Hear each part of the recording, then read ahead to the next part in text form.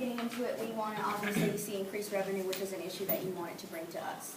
You want to increase your revenue and increase your incoming clients and bring them in the door, and that'll really help, goes hand in hand. Long-term goal would be to open a sister location. That would be great in a couple years or whenever it's possible for you guys. A closer one would be hiring an associate doctor to work closely with you and work under you or alongside with you. That can also help open that sister location. A lot of closer range would be expanding those service offerings. So expanding the Queenie's Kitchen, expanding the distribution, that'll all really help go in steps with all those goals. A simple question with your intake patient forms would be to ask, how did you hear from us?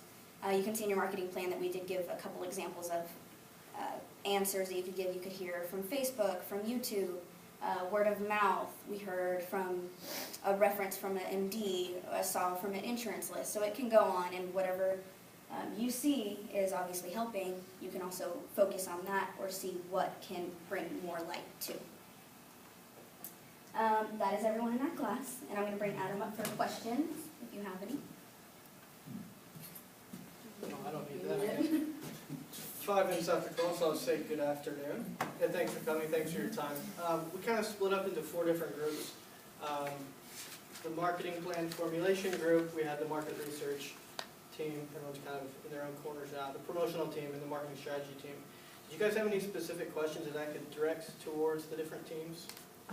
You know, I have questions. I'm not certain which team. Sure. Yeah, if you lay them on me, I'll kind of distribute them appropriately. Yeah, I mean, we totally would like to work with younger people, but the issue just continues to be the lack of motivation to take action when you're younger. I mean, you all are remarkable, so impressed with you guys. But you all are not the typical 18 to 25-year-old out there who's willing to make the change. So I'm just, you know, we want to work with the younger patients, but just really we just still find that people aren't motivated to make a change until they're sick. And so that continues to be our problem. Yeah, and I think that, you know, part of this is seeing an entire paradigm shift. Right now, people go to the doctor because they don't really want to go. They go because they have to go. It's all about education. It's easy for us to understand that because we go to Life, Vitalistic, you know, that whole thing. We're all into it. Holistic, we understand it. I'll point to whoever's able to answer the question. Exactly. I know for myself, I play basketball.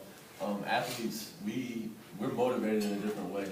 So like, just like they said, high performance comes from your body having high nutrition. You know, like you said, for me being an athlete, I think athletes are different from a normal 18 to 25-year-old. So targeting the athletes would be most beneficial. There's plenty of colleges around here and high schools that would bring you into those areas if you were to go to those events, as far as having like a booth and trying to meet and greet with the athletes and the coaching staffs at the different colleges and high schools. That way, that's going to bring in that group.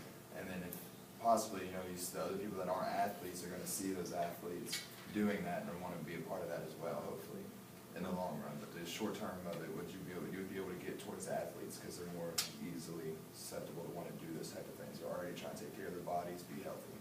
So I guess my next question would be you all being able to pay for your services, because a lot of younger people